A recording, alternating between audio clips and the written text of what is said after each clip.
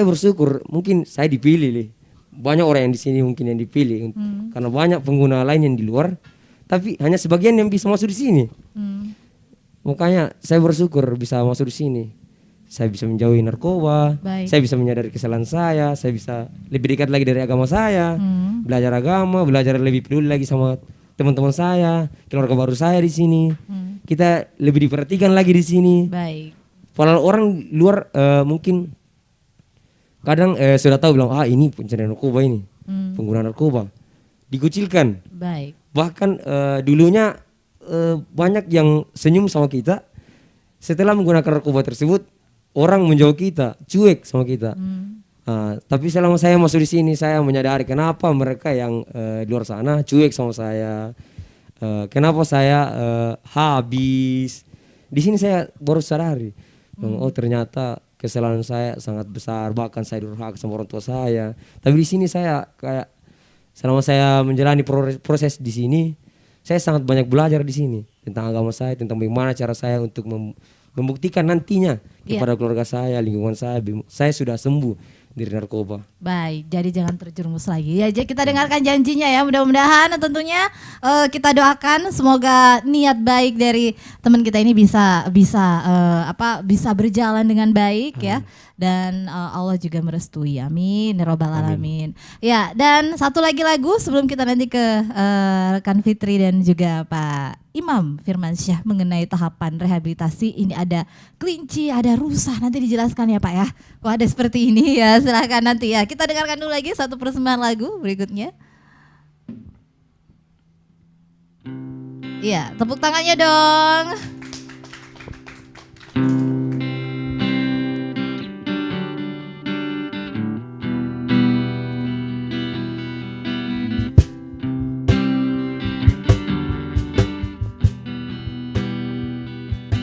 Janganlah pernah kau harapkan aku untuk dapat mencintai diriku. Coba renungkan dalam hati kita, perpisahanlah yang mungkin terbaik. Lupakan aku, jangan pernah kau harapkan cinta yang indah dariku. Lupakan aku, ku punya cinta lain yang tak bisa untuk kau tinggalkan. Oh, oh, oh, oh, oh. Mungkin suatu saat nanti kau pun akan mengerti bahwa cinta memang tak mesti harus bersama. Lupakan aku, jangan pernah kau harapkan cinta yang indah dariku. Lupakan aku, ku punya cinta lain yang tak bisa untuk kau tinggalkan.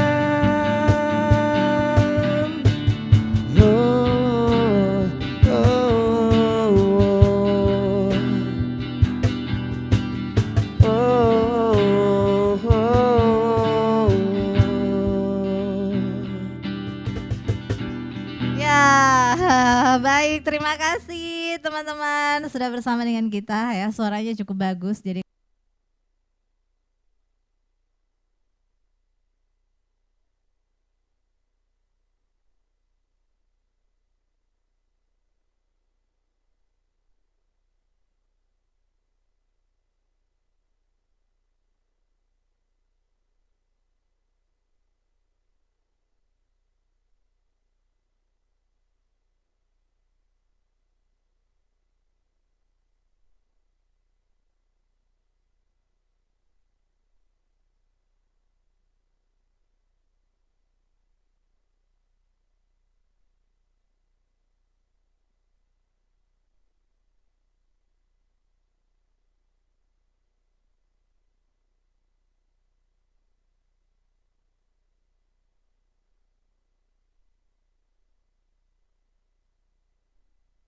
Ibu Kartika sudah dengarkan? Oh iya, tapi suara merdu tadi dari adik kita kedengaran ya Bu Kartika ya tadi ya. Oke. Oh iya, sepertinya kita lagi duet telepati ya, telepati. Baik, Ibu Kartika, tadi adik kita, klien kita juga sudah menceritakan bahwa hal yang positif yang dia rasakan adalah bersyukur masuk di balai rehabilitasi karena masalah yang dihadapinya ternyata bisa terlupakan dan kemudian bangkit lagi kembali. Nah, kalau kita dengar ceritanya, ini berawal dari masalah pribadi, masalah keluarga, dan kemudian lingkungan sepertinya ikut mendukung untuk mengambil posisi sehingga adik ini masuk ke tindak ya apa ya yang upaya untuk keluar dari masalah tapi dengan cara yang salah begitu. Nah, kira-kira apa yang menyebabkan mereka sampai ada suasana hati yang akhirnya mereka harus terjebak pada kondisi ini?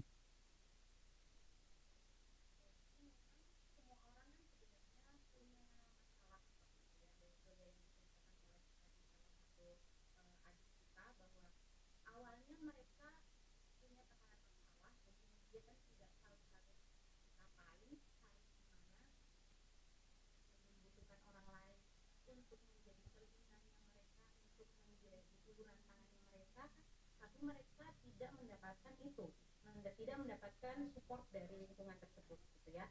Nah akhirnya mereka berdaulah dengan mungkin lingkungan yang salah, yang akhirnya yang ditawarkan adalah sesuatu hal yang dengan bujukan rayuan bilang bahwa dengan begini toh kalau kau konsumsi ini kau bisa lupa nih dengan segalanya, kau akan menjadi happy lagi, kau tidak akan sakit lagi atau kau tidak akan menderita lagi, seperti itu. Bujukan-bujukan yang seperti itulah dan memang yang disasar oleh para pengedar narkoba adalah orang-orang yang seperti ini, orang-orang yang mengalami permasalahan tapi dia tidak mendapatkan support sosial dari lingkungannya, tidak mendapatkan uluran tangan dari lingkungannya sehingga akhirnya dia terjebak seperti itu.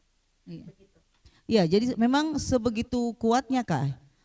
Tentunya lingkungan keluarga ini sangat mempengaruhi sehingga mereka memilih untuk keluar dari masalah keluarga dengan cara seperti ini.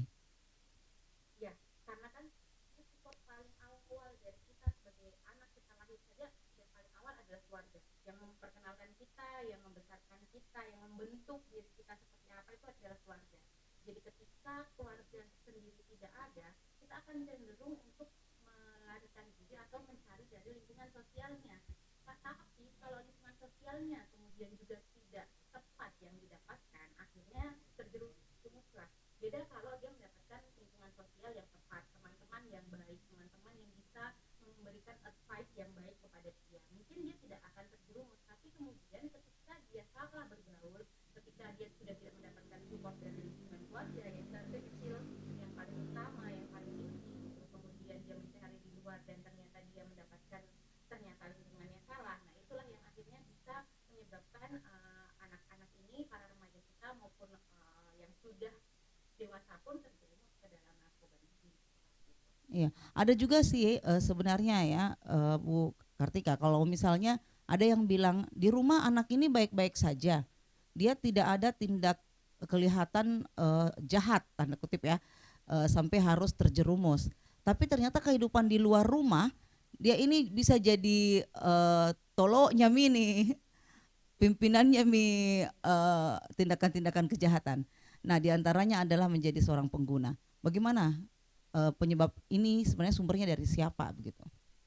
Iya baik, betul. Jadi memang sebenarnya ketika kita masuk kepada usia remaja ke atas itu memang kita lebih cenderung banyak mengutamakan dengan pergaulan sosial memang. Tapi tidak serta merta peran keluarga, peran orang tua itu kemudian langsung lepas begitu saja. Nah ini yang penting adalah di sini. Orang tua tetap punya peran controlling kepada anak. Controlling ini tidak mengatur, tidak boleh kok kesana kesini, tidak. Tapi kita berusaha bagaimana menempatkan diri sebagai teman di rumah. Jadi ketika anak pulang, kita tanya lagi di mana, bergaulnya sama siapa. Kalau perlu kita kenal dengan teman-temannya, kita tahu dengan siapa dia bergaul gitu ya. Kemudian dia pergi kemana dan lain sebagainya gitu. Jadi orang tua tetap memegang kendali di sana sehingga anak pun nyaman gitu kalau dia misalnya mengalami konflik di luar dengan sosialnya misalnya, kemudian dia di rumah tidak mendapatkan misalnya dukungan dari orang tuanya, tidak ditanya kenapa, karena terlihatnya baik-baik saja gitu ya, karena belum tentu kan kita baik-baik saja itu terlihat di luarnya, tapi di dalam pikirannya, di dalam perasaannya belum tentu, sehingga orang tua juga perlu aktif di rumah, gimana kesehariannya, tanyakan kepada anak apa yang dirasakan seharian ini, apa aktivitasnya, apakah ada kendala, apa yang bisa dibantukan oleh orang tuanya, seperti itu. Iya, jadi karena kalau tidak, ya itu yang terjadi. jadi enggak apa-apa ya orang tua cerewet ya. Iya betul, sebenarnya nggak apa-apa orang tua cerewet, yang penting cerewetnya itu adalah bukan mengatur remaja itu, gitu, tapi menjadi teman, lebih kepada menjadi teman, karena para remaja ini sudah bukan lagi masanya diatur, tapi dijadikan teman, teman diskusi oleh orang tua, teman bergaul malah, teman diajak pergi, jadi orang tua menjadi teman lah untuk anaknya. Baik Ibu Kartika, kita akan membuka line telepon kita, silakan di 0821 3333 9440 tentunya. Baik, ada yang ikut bergabung, silakan di 0821 3333 9440. Saat sekarang kami bersama dengan Dr. Imam Firmansyah dan juga ada Ibu Kartika Cahyaningrum. Tentunya kita masih berbincang bagaimana rehabilitasi ini bisa menekan penyalahgunaan narkoba. Kembali ke Pak Dr. Imam dulu. Dok, tadi sudah ada curhatan dari adik-adik klien kita. Mereka sangat bersyukur berada di balai rehabilitasi ini. Akhirnya ada keinginan untuk berubah. Nah, sebenarnya saya jadi penasaran, apakah yang dibikin orang direhabilitasi ini, Dok? Sampai akhirnya bisa menyadarkan mereka dalam kurun waktu yang mungkin tidak lama. Dari 3 tahun mereka hidup di dunia gelap, dalam 2 bulan ini mereka akhirnya sadar diri bahwa ini adalah salah gitu. Iya, jadi memang apa sih yang kita lakukan? Yang pertama, saya apresiasi terhadap staf-staf saya semua yang ada di Balai Rehabilitasi BNN Badoka ini. Kan di balai ini kan sangat beda dengan rumah sakit. Orang datang, pasien datang ke rumah sakit karena ingin sembuh. Mereka susah payah datang ke rumah sakit, mereka datang langsung bercerita apapun penyakitnya semua. Mereka mengadukan ke dokternya. Baik, saya tahan dulu barangkali, Dok ya. Oh, ada telepon, ada dah? telepon, Oh, ya, ya. kita lanjut sebentar. Baik. Halo, Assalamualaikum. Halo. Assalamualaikum. Waalaikumsalam. Iya, dengan siapa di mana ini, Pak? Pak Iwan. Pak Iwan di Makassar. Ya. Iya, di Maros. Do di Maros. Ya. Iya. Ya. Baik, Pak Iwan silahkan. Baik, terima kasih. Ya, ini kan masalah pemberantasan narkoba ya. Masalah terkait juga dengan rehabilitasi. Saya kira memang perlu cara-cara yang extraordinary yang dilakukan oleh pemerintah supaya penanganan narkoba ini bisa secara komprehensif, ya. Karena seperti yang kita ketahui bahwa saat ini begitu mudahnya anak-anak sekarang terpengaruh. Nah, mungkin nanti yang direhab sekarang ini dia mungkin jadi semacam agen perubahan begitu, ya. Semuanya harus jadi agen perubahan ketika keluar dari tahap rehabilitasi. Mereka harus jadi agen perubahan tentang bahaya narkotika begitu. Jadi tahap pencegahannya ini kan bisa lebih komprehensif lagi. Saya kira seperti itu. Mungkin ini bisa dijadikan sebagai agen perubahan para mantan pecandu ini, ya, atau klien yang disebutkan tadi. Iya, baik. Terima kasih ya Pak Iwan ya. Ya, baik, ini Dok, kita lanjut dulu yang tadi Ya. ini. Ya. Ya memang saya nyambung dulu dengan Pak Iwan. Oke. Jadi di Balai Rehabilitasi BNN Badoka ini kami sekarang menyebutnya adalah Kareba. Kareba. Kareba. Ya. Apa itu Kareba? Itu adalah kampus rehabilitasi Badoka. Jadi kami ini menggunakan kampus. Jadi semua klien ini mendapatkan terapi secara individual, beda-beda semuanya. Yang namanya kampus itu kan punya alumni. Iya. Nah, sekarang kami mendata semua yang tadi disarankan oleh Pak Iwan. Kami sekarang mendata semua klien-klien kami yang sudah lulus dari kampus Ex-user ini ya. dari kampus ini. Iya. Ya, ex-user ini dari kampus ini. kami tampung dalam program namanya Aga Kareba. Oh, ada lagi yang Aga namanya Kareba itu Aga artinya apa Kareba. kabar kan? Iya, Apa betul. kabar bahasa Makassarnya gitu kan. Nah, Aga Kareba itu ada singkatan, Aga itu anggota grup alumni kampus rehabilitasi Badoka. Iya. Nah, disitulah kami semua alumni-alumni yang dari kampus ini itu kita data semua. Mana yang sudah berhasil, mana yang belum berhasil. Jadi saya berharap dari yang berhasil akan menolong yang belum berhasil. Nanti yang masih belum bisa stabil, masih ada teman-teman yang bisa stabil. Nah, itu yang sedang kami kumpulkan karena setelah kami data sudah lebih dari 5.000. Sudah ada 5.000 alumni kami gitu kan. Yeah. Nah, alumni-alumni inilah yang akan dijadikan agen perubahan dari Balai Rehabilitasi BNN Badoka ini. Nah, Baik. itu yang saya menyambung tadi dari Pak Iwan. Iya, jadi usul Pak Iwan sebenarnya sudah dieksekusi lama, Pak ya. Ya, Iya, ya, seperti sedang itu. sedang Sambil terus Proses, diproses on proses, ya. ya. Oh iya. Jadi sebenarnya ini setelah Kareba ada Aga Kareba menyapa kembali ya. nyapa seperti- kembali. ya. Apakah udah bersih, apakah make lagi, atau masuk penjara, disapa lagi. Iya, tapi itu bagian dari pembinaan juga ya, Pak. Sama, ya benar. Iya. Baik, menyambung tadi Pak tentang apa yang dilakukan oleh Balai Rehabilitasi sampai kemudian mereka merasa bahwa kayaknya saya syukur sekali masuk di sini. Ya, karena kita pendekatannya adalah pendekatan secara ada medis, ada secara sosial. Medisnya kami perhatikan semua masalah kesehatannya dari ujung rambut sampai ujung jari, ujung kaki. Semua kita lihat apakah ada penyakit-penyakit yang menyertai dengan narkobanya, semua kita terapi, kita obati dan lain-lain. Pada saat mereka sudah bagus, mereka akan masuk ke tahap berikutnya, tahap sosial. Di sana mereka akan dilakukan perubahan perilaku. Bagi yang tidak mempunyai pekerjaan akan dilatih untuk pekerjaan. Kita kerjasama dengan kementerian-kementerian perindustrian dan lain-lain. Bagi yang mereka agamanya, kami latih semua untuk agamaannya. Di sini kami ada masjid, ada gereja dan lain-lain. Lalu apabila mereka yang masuk ke budaya, suka nyanyi, kami salurkan semua. Mereka nyanyi tadi sudah tampil anak-anak yang suka nyanyi, kami salurkan, kami tampilkan ke depan orang-orang gitu. Karena selama ini kan mereka dianggap wah sampah masyarakat, sama keluarga diumpetin, nggak usah tampil hari raya Idul Fitri udah kamu di kamar saja daripada bikin malu. Di sini mereka suruh tampil semua. Gimana mereka rasanya mereka untuk berhadapan dengan orang lain. Berarti dihargai mengembalikan orang lain. kepercayaan dirinya begitu, Dok. Kepercayaan dirinya mereka harus dikembalikan. Iya. Bahwa mereka itu dari from zero to hero. Iya. Dari sampah masyarakat menjadi orang yang berguna di masyarakat. Baik. Apakah ini juga bagian dari karya mereka yang ada di depan kita sekarang ini? Iya, Dok? ini salah satu, bukan hanya karya mereka, tapi ini hanya salah satu. Masih banyak karya-karya mereka.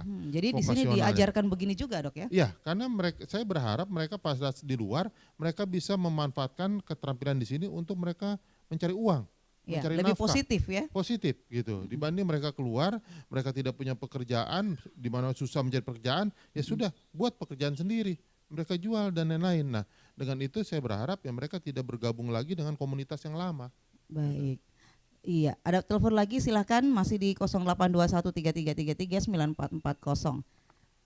Ya, silakan halo. Oh ya, suaranya Pak.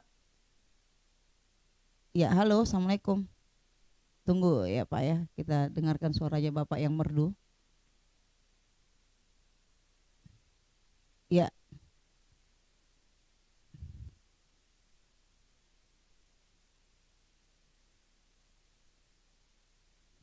Tunggu sebentar Pak. Iya. Dari Pak, siapa tadi Pak? Pak Iwan kembali yang tadi ya Pak Iwan ya. Ya, baik Pak Iwan. Ya.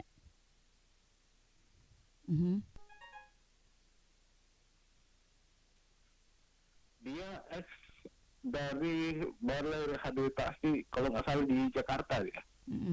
Nah, dia dari rehabilitasi keluarnya dari kampus itu Balai Rehabilitasi dia pakai lagi begitu. Jadi nggak ada jaminan. Nah, apakah kemudian ini pertanyaan sekarang? Apakah kemudian klien yang dari Balai Rehabilitasi Narkoba ini masih terus dipantau begitu?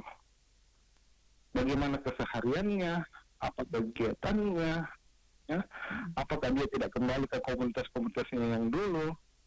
Nah, percuma saja kan kalau misalnya dia keluar dari balai rehabilitasi, awalnya sudah dinyatakan bersih, tapi kemudian ketika dia kembali lagi ke komunitas-komunitasnya yang dulu, kemudian ke kehidupannya yang dulu, ini sama saja. Jadi memang perlu disupervisi begitu, perlu pendampingan lagi, ya. Mungkin perlu dicarikan ke komunitas yang lain supaya dia tidak kembali ke kehidupan yang lama. Saya kira seperti itu. Ya, makasih Pak Iwan. Iya, ini karena ada case Pak ya, Pak Dokter ya di Jakarta.